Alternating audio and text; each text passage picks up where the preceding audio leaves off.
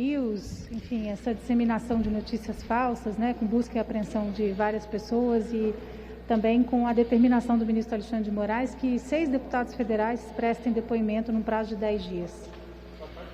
Não, o que nós precisamos é respeitar as investigações e as decisões do Supremo Tribunal Federal, do Poder Judiciário. É isso que a gente tem feito.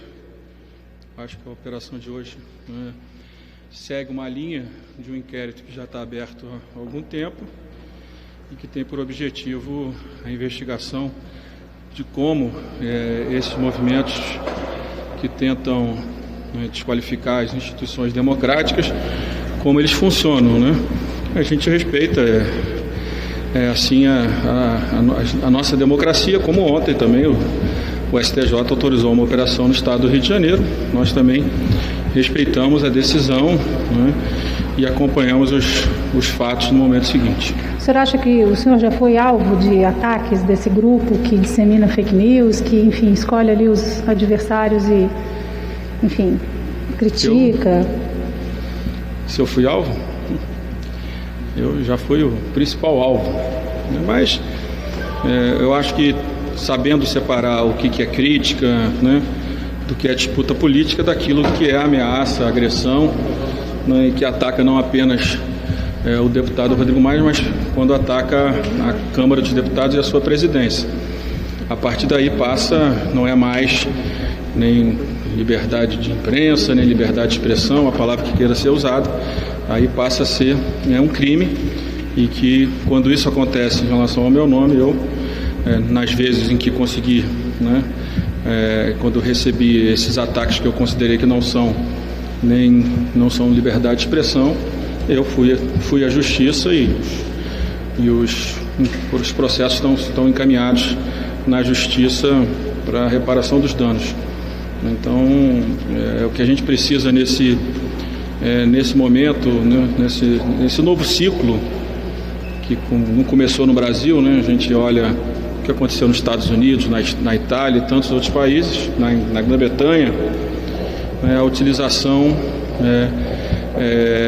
de muitas fake news, utilização de dados de pessoas sem suas autorizações, como no Brexit na Grã-Bretanha. Tudo isso precisa ser organizado e a gente precisa de fato ter um marco legal de melhor qualidade, né, onde a gente possa também, deva de alguma forma responsabilizar as plataformas. As plataformas precisam ter responsabilidade, né? Vocês têm responsabilidade sobre a informação que os jornais, que principalmente as televisões, todos veiculam, as rádios, né?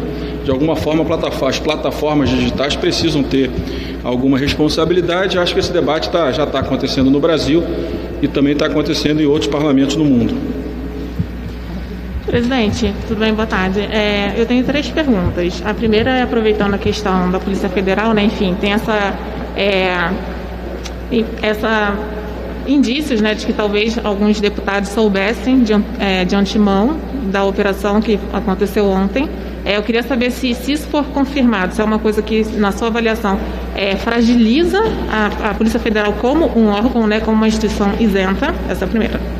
Olha, quando começou essa especulação em relação à entrevista de um parlamentar, eu fui tentar entender a operação, né?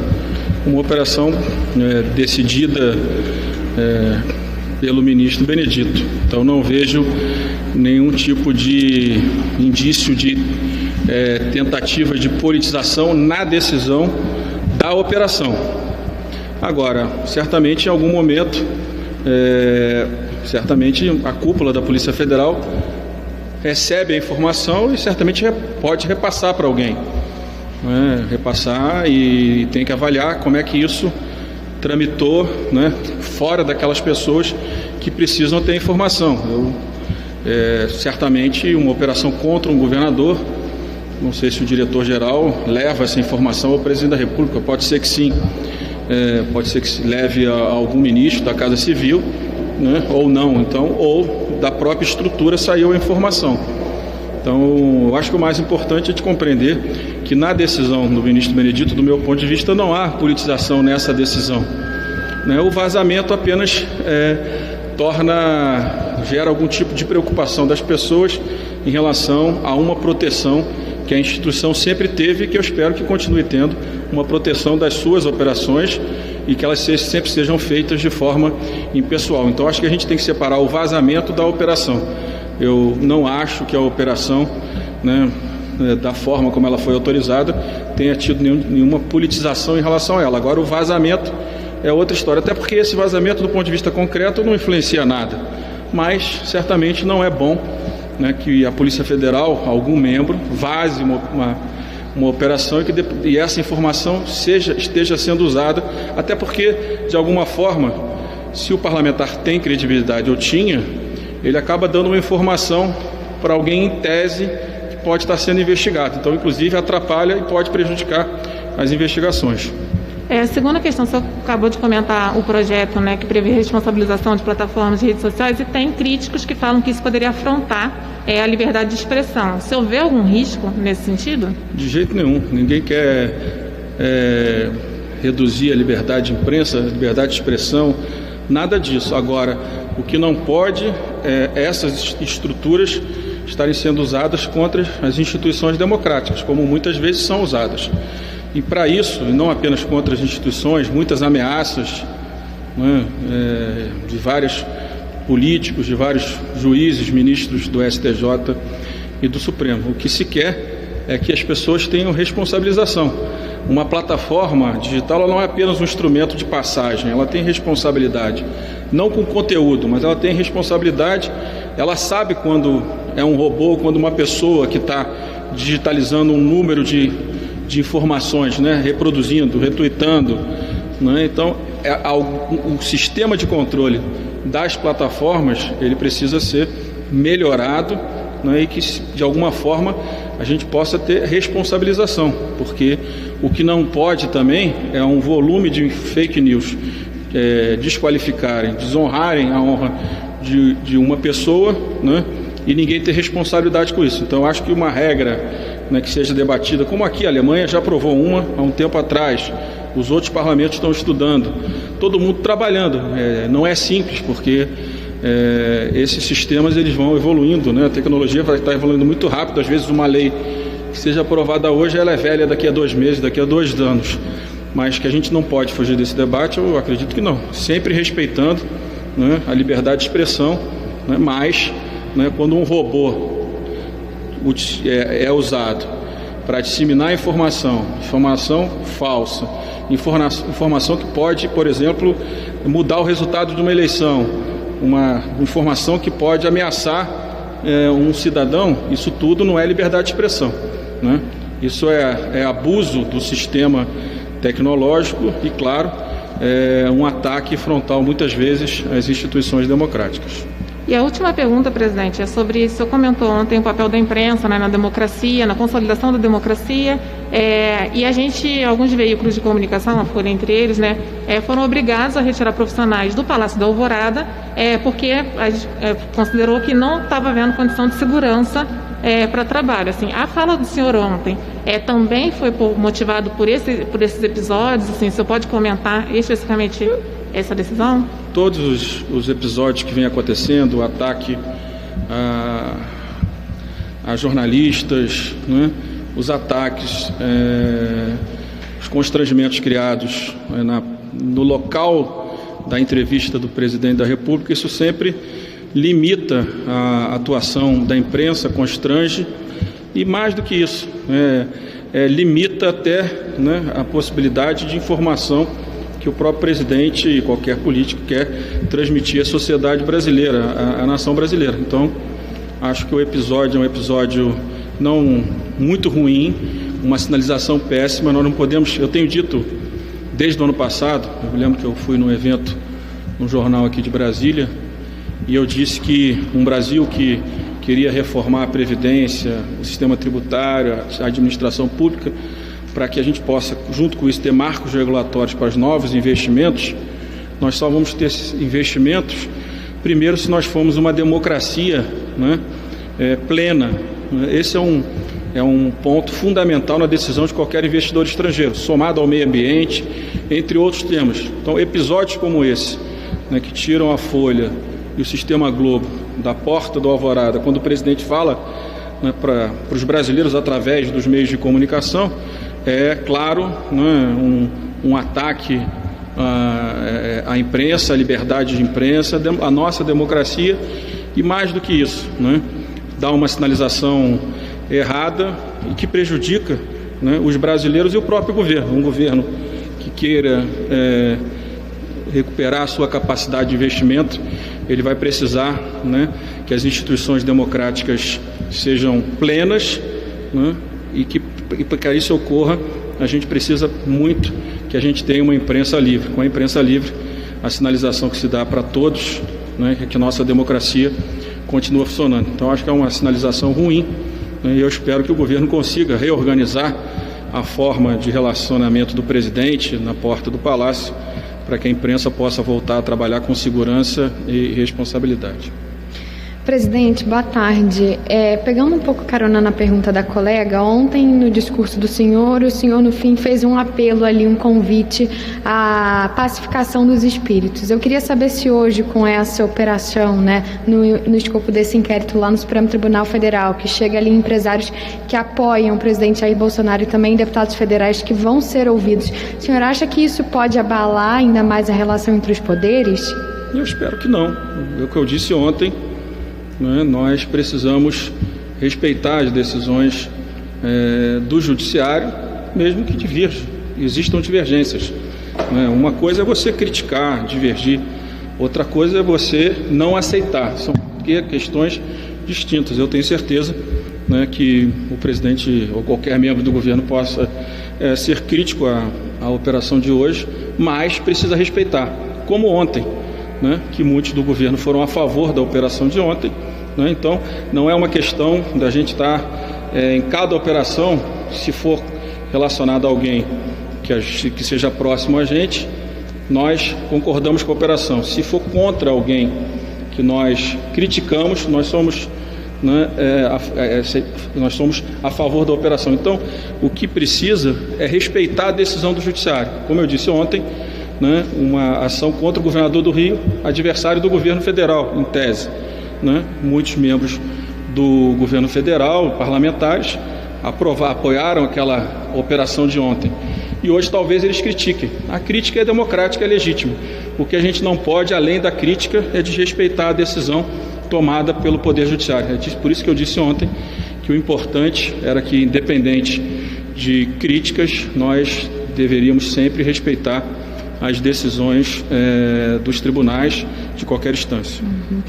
Só mais uma agora em relacionada à pauta. Sobre a 936, vota hoje o relatório? Nós estamos terminando o relatório, não sei se vai ficar pronto ainda hoje, mas a intenção é terminar essa matéria essa semana, já que o prazo dela está avançando e a partir da próxima semana nós precisamos de uma decisão do Parlamento, da Câmara e do Senado, para o governo decidir, inclusive, se aprovado, que é o que eu defendo, a possibilidade da prorrogação da medida provisória por pelo menos mais 2 meses.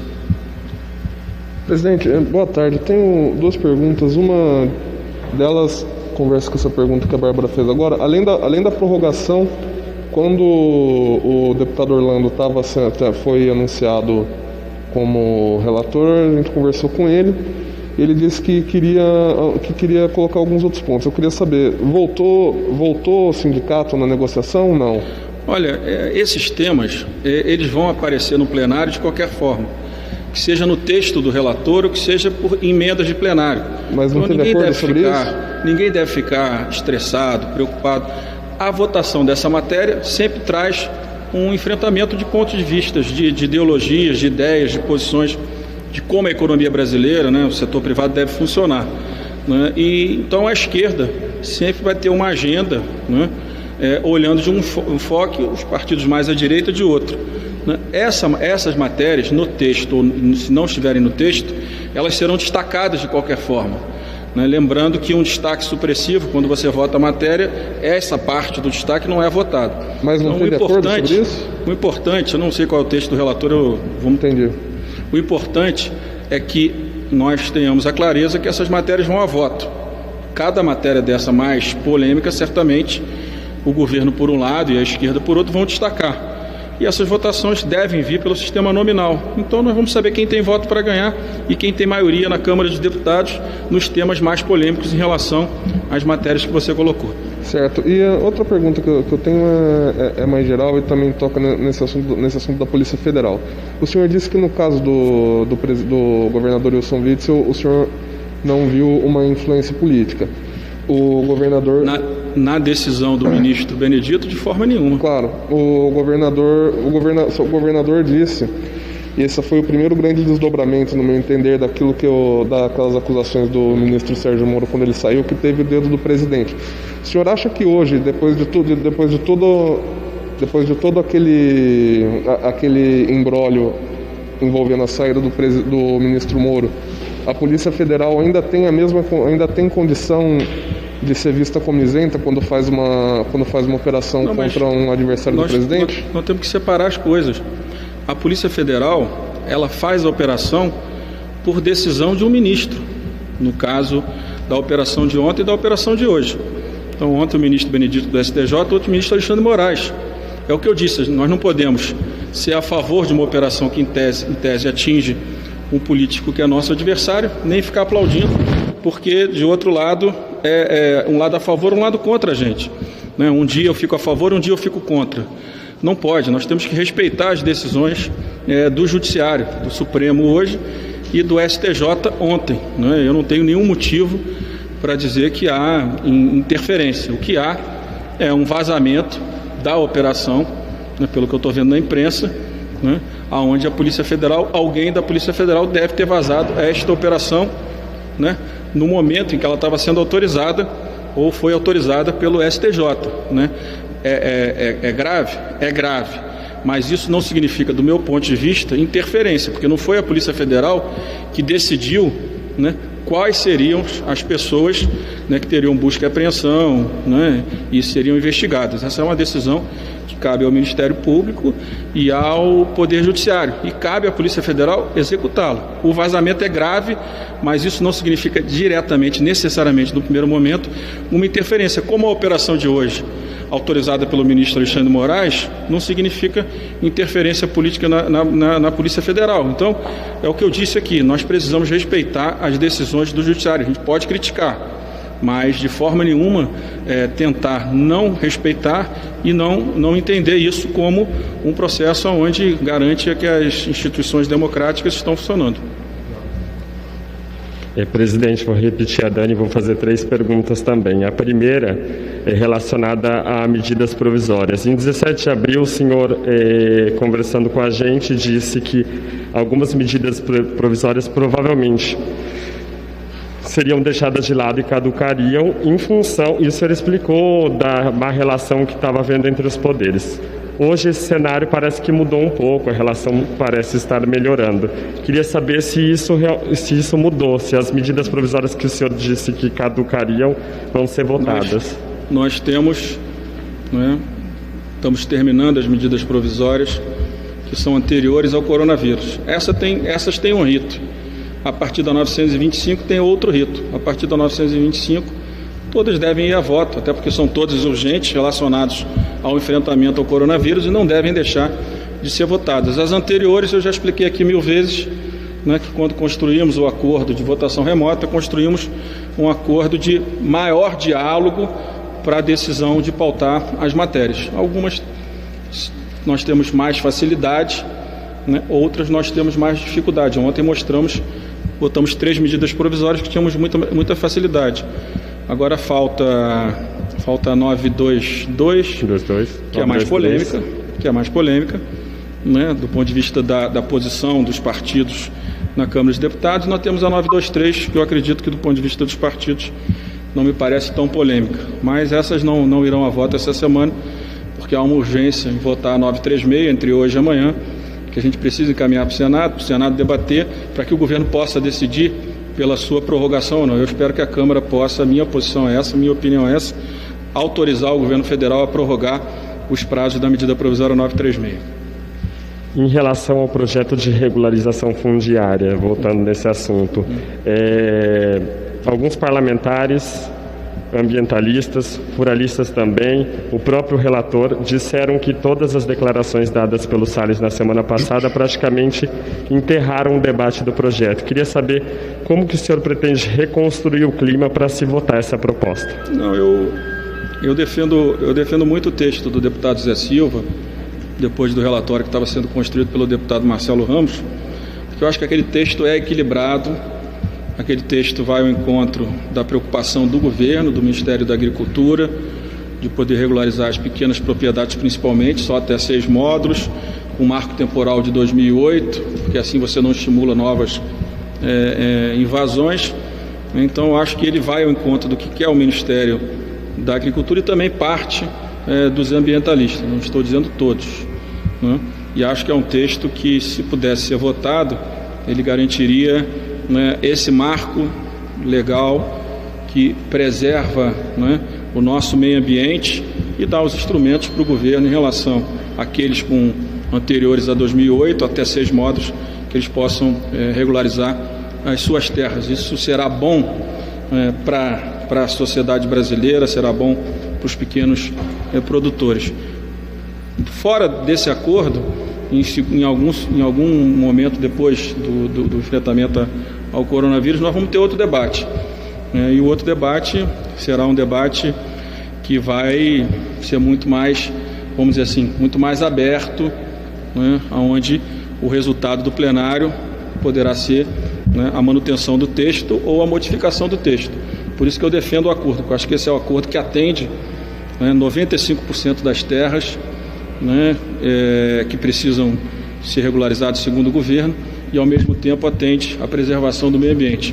Qualquer coisa diferente disso, que pode acontecer no futuro, do meu ponto de vista, se mudar desse texto para ampliar o tamanho dos módulos, para mudar o marco temporal, eu acho que é muito ruim para o Brasil e é muito ruim para a imagem do Brasil no exterior. Só para não escrever besteira, pelo que eu entendi, então o senhor está deixando meio que claro que vai retomar esse tema só depois da pandemia. Não depende de mim, depende do acordo.